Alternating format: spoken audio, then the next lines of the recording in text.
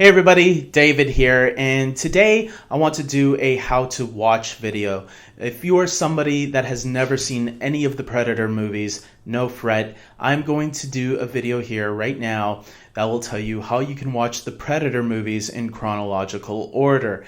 Now, some people will say these movies mostly don't connect, and that's kind of true, but some of the movies do have references to the original Predator movies. So there is somewhat of a connection there. But yes, most of them really do stand on their own very well. So let us begin. We start off with the 1987 classic Predator with Arnold Schwarzenegger in the lead role. This is still one of the best action movies out there today from the 80s and 90s that people still talk about. And I agree, it is. And it is the best Predator movie, no contest.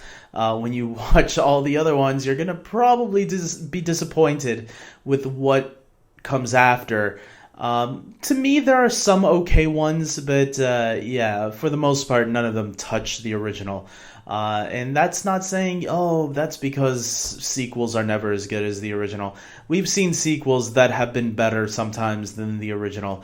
The Predator, unfortunately, hasn't been that lucky. Moving on to movie number 2, we have Predator 2. That's right, and this one stars Danny Glover. This one takes place in 1997, despite coming out in 1990. I guess they thought that Los Angeles would be overridden by gangs. I don't know why, but I'm gonna say that this is not a good one in the franchise, but you can check it out for yourself and decide that. For the most part, there is a small little reference to the original Predator somewhere in the movie towards the end. They do reference something that happened 10 years ago, which, yeah, 1997 from 1987, that would be 10 years. So there's a little nice connection there.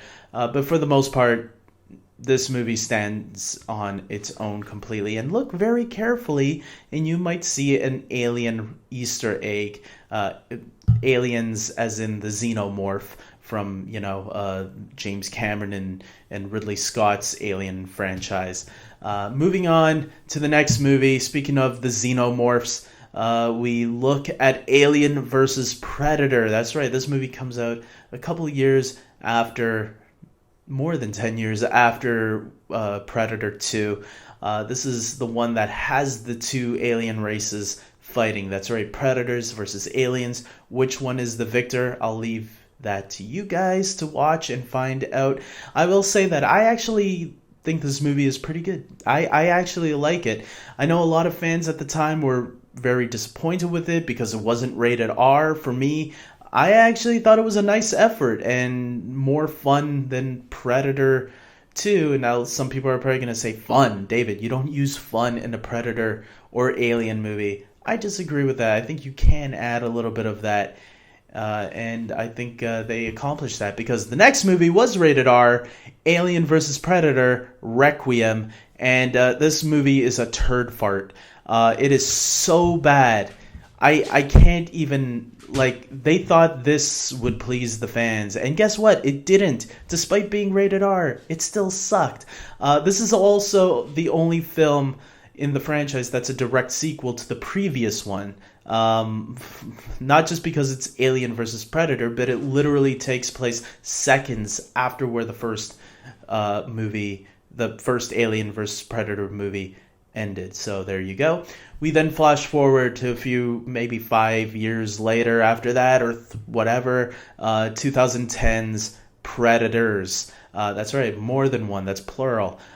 We have a group of humans that are planted on the surface of the Predator's homeworld.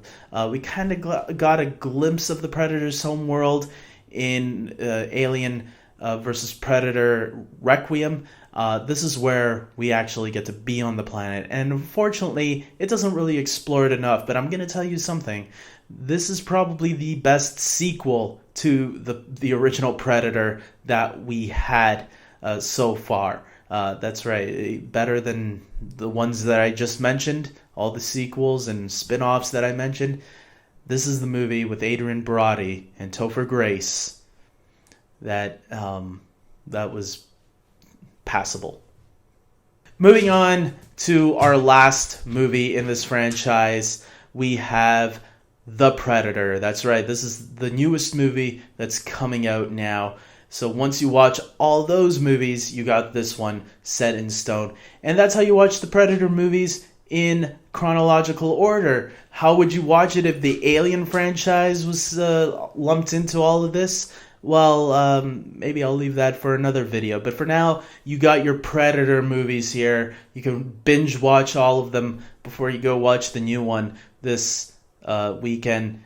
Who knows, maybe you guys will enjoy it if you're hardcore Predator fans. Maybe if you liked all these movies, which I don't see that happening, maybe you'll like the new one no matter what. So I always say watch the movies for yourself, decide for yourself, because sometimes we don't always agree with the majority. Sometimes we have our own, like Alien vs. Predator. For me, I told you guys, I like that movie. Not everybody does.